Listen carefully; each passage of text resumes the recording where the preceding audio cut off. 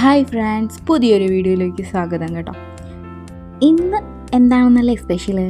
ഇന്ന് നമ്മൾ കൊല്ലത്തൊരു മാമ്പഴ ഫെസ്റ്റ് പോലെ, മാമ്പഴക്കാലം ആർക്കും ഇഷ്ടമല്ലാത്തല്ലേ. അങ്ങനെ ഞാനും ജാനിയും എൻ്റെ ഹസ്ബൻഡൊക്കെ ആയിട്ട് ഞങ്ങൾ കാണാൻ പോയി. ഞങ്ങളൊരു 3 മണി 4 മണി സമയത്താണ് പോയത്. വലിയ തിരക്കൊന്നുമില്ലായിരുന്നു. അവിടെയുള്ള പട്ടിയുടെയും പൂച്ചയുടെയൊക്കെ പടം കണ്ടപ്പോഴേ ജാനിക്കുട്ടി ഭയങ്കര ഹാപ്പി ആയിട്ടോ.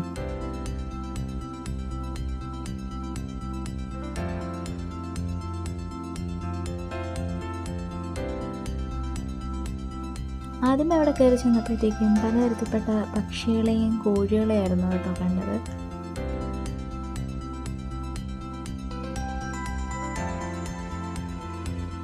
അവിടെ കൊച്ചച്ഛനും മോളും ഇതെല്ലാം കണ്ടിട്ട് എന്തൊക്കെയോ തള്ളി മറിക്കുന്നുണ്ടായിരുന്നു കാര്യമായിട്ട്.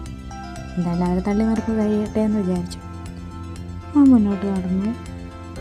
ഓരോന്നിനെയൊക്കെ കണ്ടിട്ട് നമ്മൾ കണ്ടിട്ട് പോലുമില്ല കേട്ടോ. കോഴികളെയൊക്കെ നമ്മൾ കണ്ടിട്ടുണ്ട്, പക്ഷേ എൻ്റെയൊക്കെ പേര് ഇന്നതാണെന്ന് പറയുന്നത് ഇവിടെ പോയപ്പോഴാണ്.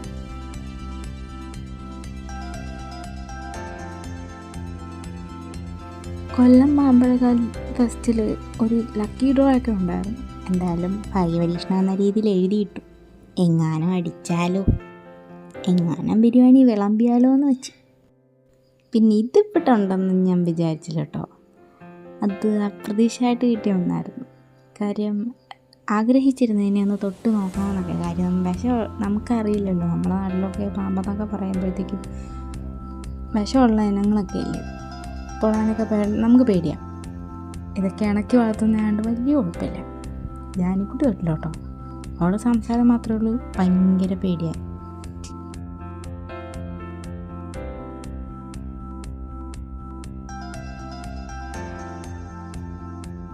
അവളെ ഞാൻ ഒരുപാട് അങ്ങോട്ട് നിർബന്ധിച്ചില്ല. കൊച്ചല്ലേ, അവിടെ പാമ്പ് മാത്രമല്ല തത്തയും ഇഗ്വാനയും ഒക്കെ ഉണ്ടായിരുന്നു. ഞാൻ പാമ്പിനെ മാത്രമേ ട്രൈ ചെയ്തുള്ളൂ. അതിന് പ്രത്യേകം ഫീസൊക്കെ ഉണ്ട് കേട്ടോ. പിന്നെ ഇങ്ങോട്ട് തിരിഞ്ഞ് നോക്കിയപ്പോൾ ഇതിൻ്റെയൊക്കെ വൻ ശേഖരണം വന്നിട്ടുണ്ട്. ഇഗ്വാന തന്നെ ബ്ലൂ, ഗ്രീൻ, പിന്നെ പലതരത്തിലുള്ള തത്തകൾ.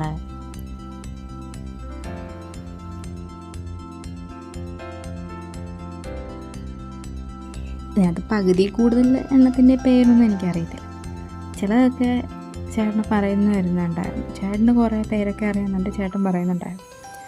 പലതരത്തിലുള്ള തത്തകളൊക്കെ കണ്ട് ഞാനും ജാനിക്കുട്ടി അങ്ങനെ മുന്നോട്ട് നീങ്ങി.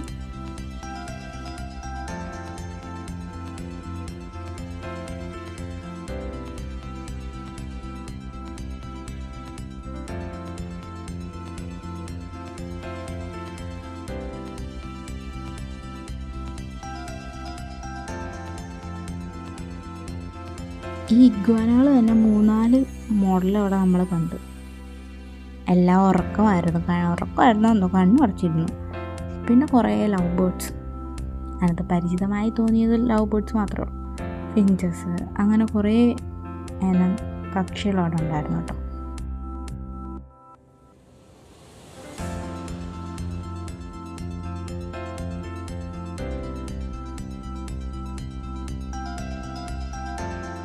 പിന്നെ ഇതിൽ കിടന്നത് മുതല കുഞ്ഞാന്നൊക്കെ പറഞ്ഞാൽ അതെങ്ങനെയാണ് വാ തുറക്കുന്നതൊക്കെ കാണിച്ചു തന്നാൽ അതിനെ ഒന്ന് കടിക്കുമെന്നൊക്കെ നോക്കി ഞങ്ങൾ അവിടെ നിന്നു കേട്ടോ.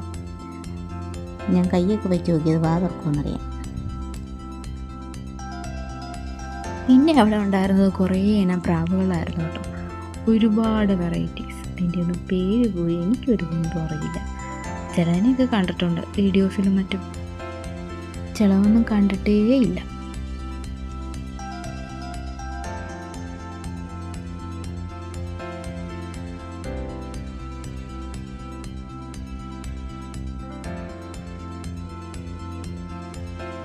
പിന്നീട് ഞങ്ങൾ പോയത് ജാനിക്കുട്ടിയുടെ ഇഷ്ട സ്ഥലമായിരുന്നു കേട്ടോ.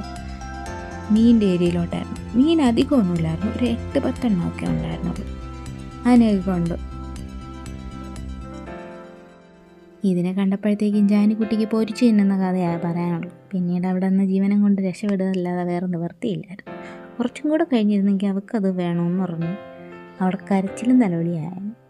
എന്തായാലും അവിടെ നിന്ന് രക്ഷപ്പെട്ട് ഞാൻ വന്നു എന്ന് വേണം പറയാൻ.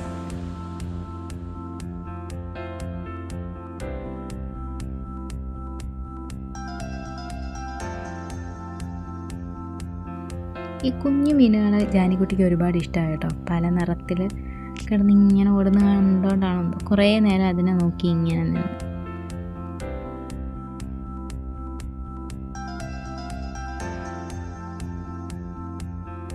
എന്തായാലും എൻ്റെ കെട്ടിയോണ്ട് ഇതിനൊക്കെ ചെറിയൊരു പ്രാന്തുണ്ട് കേട്ടോ. മീൻ വളർത്താൻ ഭയങ്കര ഇഷ്ടമാണ് എനിക്ക്.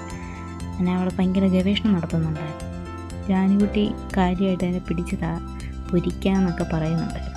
പിന്നെ അധികം നേരം ഞാൻ അവിടെ നിർത്തിയില്ല. അപ്പോഴേ ഞാൻ അവിടെ നിന്ന് കൊണ്ടുപോയി.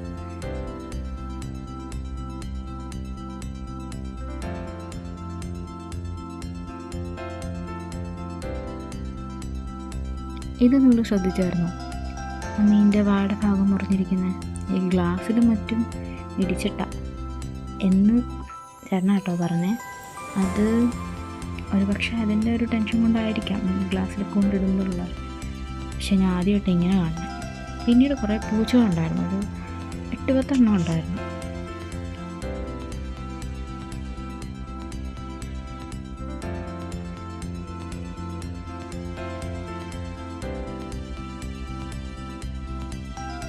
എൻ്റെ ശത്രുക്കളുടെ ഏരിയ ആയിരുന്നു ഇത്. ഞങ്ങൾ ഫാമിലിപരമായി വെറുക്കുന്നു. എലി തന്നെ കേട്ടോ. ഒന്നും വിചാരിക്കരുത്, ഇതിൻ്റെ ശല്യം കാരണം വീട്ടിൽ ഒരു രക്ഷയില്ലാതിരിക്കുമായിരുന്നു. പണ്ടും എപ്പോഴും ഒക്കെ ഭയങ്കര ശല്യം. അതുകൊണ്ട് തന്നെ എൻ്റെ നിറം വേറെയാണ്, ഇനം വേറെയാണ്. എന്തായാലും എലിയുടെ ഗ്രൂപ്പിൽ പെട്ടതായതുകൊണ്ടും അങ്ങനെ ഇരിക്കുന്നതുകൊണ്ടും എനിക്കിഷ്ടമല്ല കേട്ടോ ഈ സാധനത്തിന്. എനിക്കെന്തോ വല്ലാത്തൊരു വെറുപ്പാണ്. ജാനിക്കുട്ടിക്ക് അതൊന്നും കാണാൻ പറ്റുന്നില്ലായിരുന്നു. പിന്നെ ഞാൻ എടുത്ത് കാണിച്ചു കൊടുത്തു.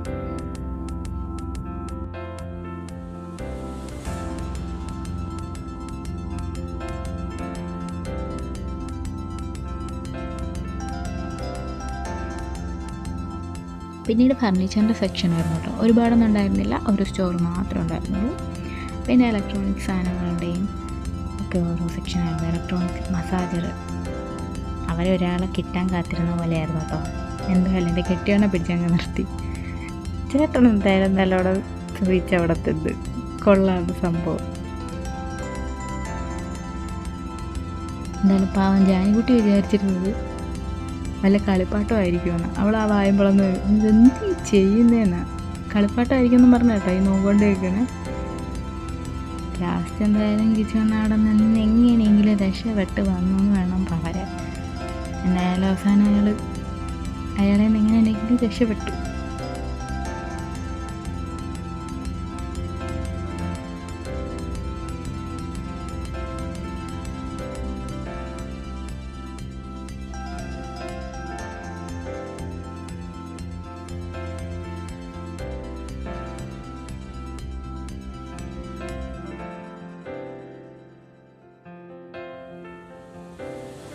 പിന്നീട് ഞങ്ങൾ ഭയങ്കര നിർണായകരമായൊരു സെക്ഷനിലൂടെയായിരുന്നു കടന്നു പോയത്.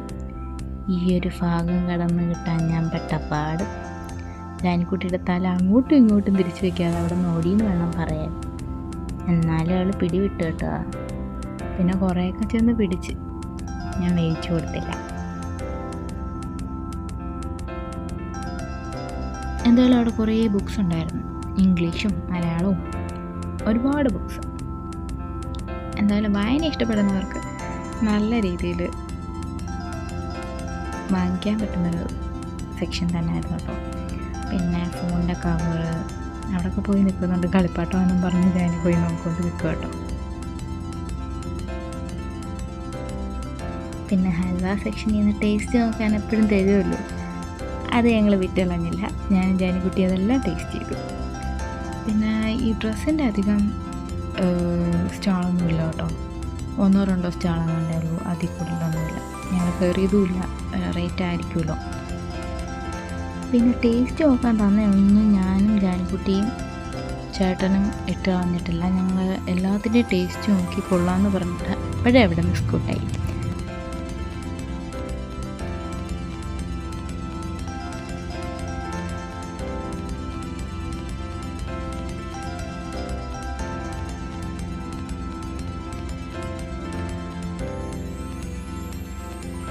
ഇത് ഞങ്ങൾ കാത്തിരുന്ന സെക്ഷനാട്ടോ. ഞാൻ അവിടെ വരുമ്പോൾ എന്തുമല്ല സ്റ്റക്കാവും.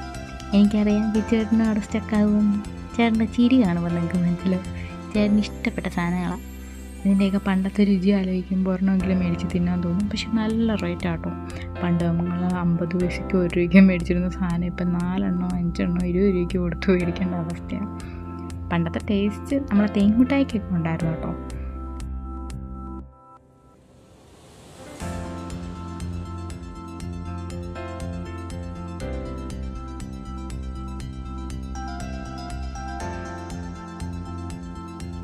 ഇവിടെ വന്നപ്പോഴത്തേക്കും ജാനിക്കുട്ടി ഓടിപ്പോയി കളിപ്പാട്ടത്തിൽ പിടിച്ച് കഴിഞ്ഞു.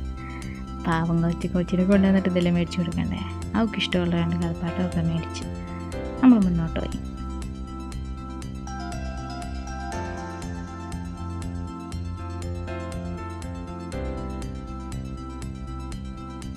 ഇത് ഞാൻ നേരിട്ട് കാണുന്ന ആദ്യമായിട്ടാണ് കേട്ടോ. ഈ കിളിയുടെ ശബ്ദം പോലെ കേൾക്കുന്നത്. സത്യം പറഞ്ഞാൽ വെള്ളം ഒഴിച്ചിട്ട് എന്തോ അങ്ങനെ എന്തോ ഒരു സംഭവമാണ് കേട്ടോ. ആൻറ്റി അതിന് വെച്ച ശബ്ദമൊക്കെ ഉണ്ടാക്കി കാണിച്ച് കുറേ നേരം പോയപ്പോൾ നമ്മൾ അതിൻ്റെ ഫ്രണ്ട് ചെയ്തു. എന്ത് സംഭവം എന്നറിയില്ലല്ലോ. പിന്നെ കുറേ കമ്മലും മാലയൊക്കെ ഉണ്ടായിരുന്നു.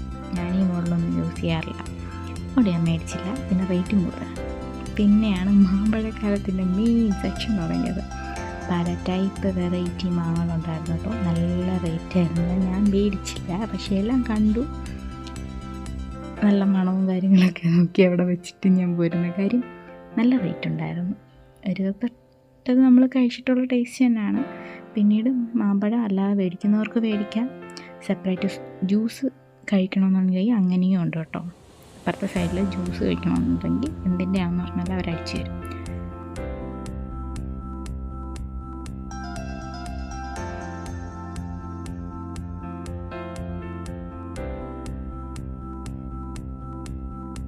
ഇവിടെയായിരുന്നു ഞങ്ങളുടെ മെയിൻ ഏരിയ. പക്ഷേ ഞങ്ങൾ അങ്ങോട്ട് കയറി പെരുമാറിയില്ല.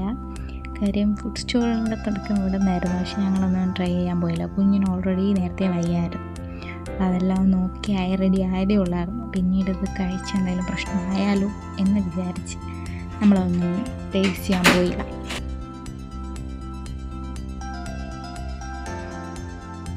പിന്നീട് പുറത്തോട്ട് ഇറങ്ങി 2 സൈഡും കുറേ സ്റ്റാളുകളുണ്ടായിരുന്നു. എൻ്റെ ജാനിക്കുട്ടി കുറച്ച് നേരം അവളുടെ സൗന്ദര്യത്തിന് വേണ്ടി കുറേ നേരം അവളിങ്ങനെ നടന്നു കൂടി കളിച്ചു.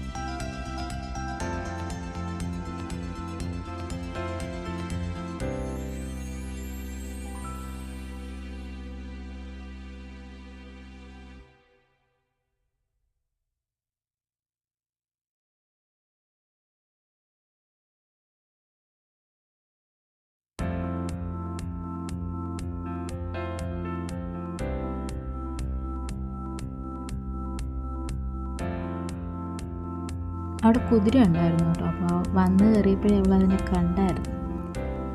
അങ്ങനെ ഇറങ്ങാൻ നേരത്തെ തന്നെ എൻ്റെ പുറത്ത് കയറണമെന്നൊക്കെ പറഞ്ഞാൽ വന്നത്. ഉച്ചൂട്ടിയാണ് ഞങ്ങൾ കയറ്റിയില്ല. കുറേ നേരം അവിടെ കുഞ്ഞൂസും ചേട്ടനും കൂടെ കുറേ നേരം അതിനൊക്കെ നോക്കി നിന്ന്. കുറേ നേരം കഴിഞ്ഞ് നമ്മൾ അവിടെ വെള്ളച്ചാട്ടത്തിൻ്റെ അവിടെ നിന്ന് സെൽഫിയൊക്കെ എടുത്തിട്ട് നമ്മളങ്ങനെ പോയിരുന്നു.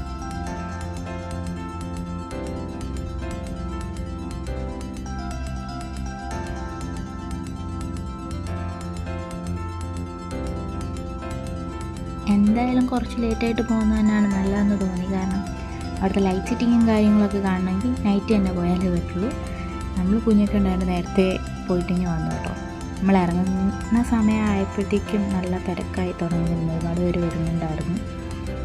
എന്തായാലും വീഡിയോ ഇഷ്ടമായെങ്കിൽ എല്ലാവരും ലൈക്ക് ചെയ്യണം, സബ്സ്ക്രൈബ് ചെയ്യണം. Okay, by.